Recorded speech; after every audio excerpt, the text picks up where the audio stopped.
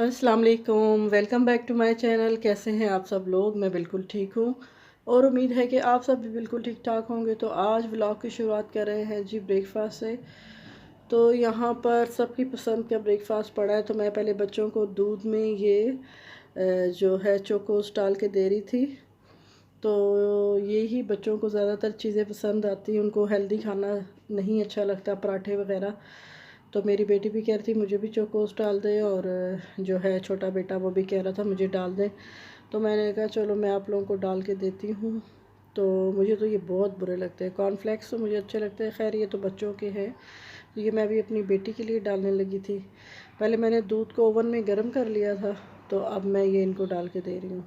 तो आप चाहे तो इसमें शहद भी डाल सकते हैं और चीनी भी डाल सकते हैं। तो बच्चों को तो शहद भी अच्छा नहीं लगता, हनी उनको पसंद नहीं है, तो मैंने चीनी ही डाल दी थी दूध को गर्म करके। और फिर मैं अभी इनको ये चोकोस डाल के दे दूँगी, 5 मिनट रखूँगी थोड़े से नरम हो जाए, तो फिर ये लोग खा लेंगे। और मैं अपनी जी गर्मा गर्म कड़क चाय के साथ आज बटर और जैम लूँगी। स्ट्रॉबेरी का जैम है और साथ ये बटर है। तो ये देखिए कितने ज़बरदस्त चंक्स वाला है, ये मुझे बड़ा पसंद है स्ट्रॉबेरी का जैम। तो जी मैं ये लूँगी आराम से। तो आप लोग मुझे बताएं कि आप लोगों को ब्रेकफास्ट में क्या अच्छा लगता है खाना। और ये देखिए जी मक्खन का डब्बा जब ये कल लेके आए थे ना सामान, तो उसमें ऐसे इन्होंने बिल्कुल ही वो फिस गया था, तो ऐसे ही फ्रिज में रखा हुआ था। तो ये ओमेगा 3 वाला विटामिन ई वाला है, ये बटर बहुत ही अच्छा है सेहत के एतबार से। तो आप बच्चों को यही विटामिन वाला ई वाला और ओमेगा 3 वाला बटर कोशिश किया करें, दिया करो। मैंने बिल्कुल देखिए आप हल्का सा मक्खन और हल्का सा मैंने जैम लगाया, क्योंकि सेहत के देख के ही लगाना पड़ता है वैसे तो बटर खाना नहीं चाहिए, लेकिन मैंने बिल्कुल हल्का सा लगाया है। और ये मैं वैसे ही खा लूँगी। स्ट्रॉबेरी बड़ी मज़े की लगती है। तो ये जी आज का हमारा नाश्ता था। तो चाय मेरी बड़ी मज़े की है। हमारे घर में कोई भी चाय नहीं पीता, सिर्फ मैं और मेरे हस्बैंड। हस्बैंड भी कभी कभार ही पीते हैं, और जो मेरा छोटा बेटा है वो चाय पीता है, बाकी कोई भी चाय नहीं पीता। तो ये पाना आपको सामने नज़र आ रहा होगा। तो यहाँ पे तुर्किश लोग ज़्यादातर यही खाते हैं। ये लोग रोटी जैसे हम लोग बनाते हैं, तो ये रोटी नहीं बनाते, यही पाना खाते हैं। तो ये भी बड़ा मज़े का लगता है, कड़क कड़क। तो कभी कभी मैं ये भी मंगा लेती हूँ। तो अभी आगे थी मैं कामों पे घर के। तो ये सोफ़े पे ब्लैक है ना लेदर, तो इस पर मिट्टी आ जाती है, तो इसको मैं साफ़ कर रही थी।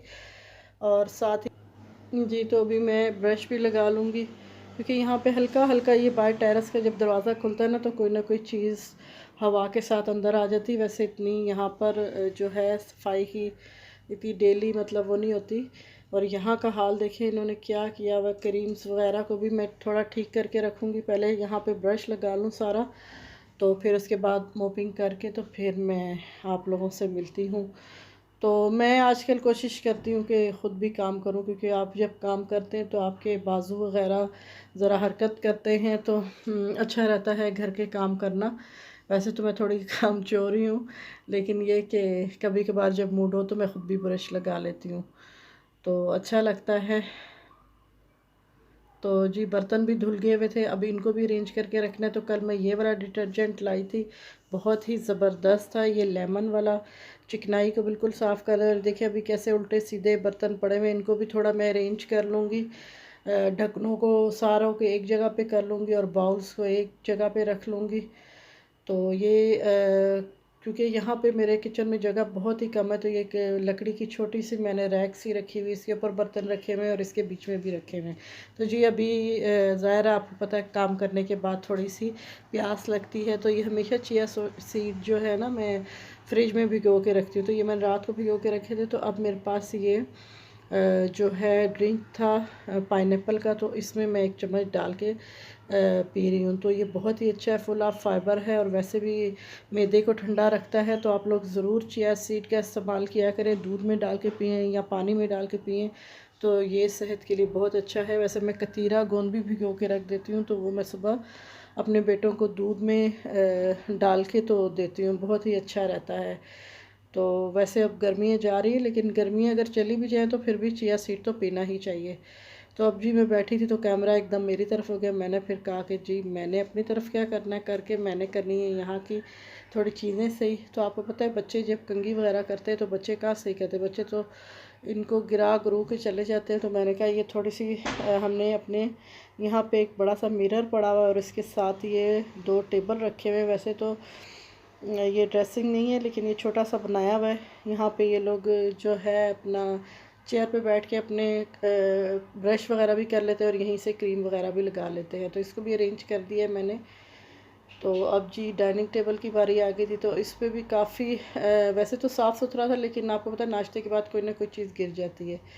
तो ये देखिए जी, इस तरफ अंडे की जर्दी मुझे गिरी हुई नज़र आई थी, वो तो इससे साफ़ नहीं हो रही थी टिश्यू से। तो मैंने कहा इसके लिए अभी मैं स्पंज पे ना वही डिटर्जेंट लेमन वाला लगा के लाती हूँ। तो ये बड़ा ज़िद्दी दाग था, ये साफ़ नहीं हो रहा था।